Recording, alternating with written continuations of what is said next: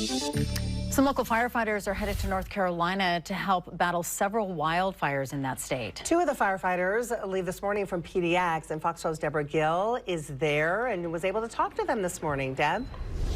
Yeah. We did. Actually, it's 11 total Oregon firefighters that are heading to North Carolina right now. But yeah, the two we talked to are from the Forest Grove district. We caught up with Brent Onion and Colin Nees before their flight out this morning.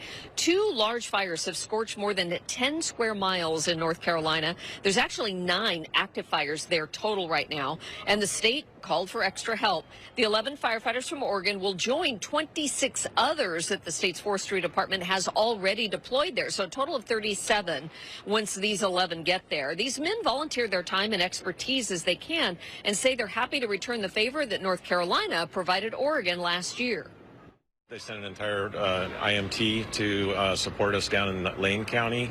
Did a great job on that fire, and we're going to return the favor.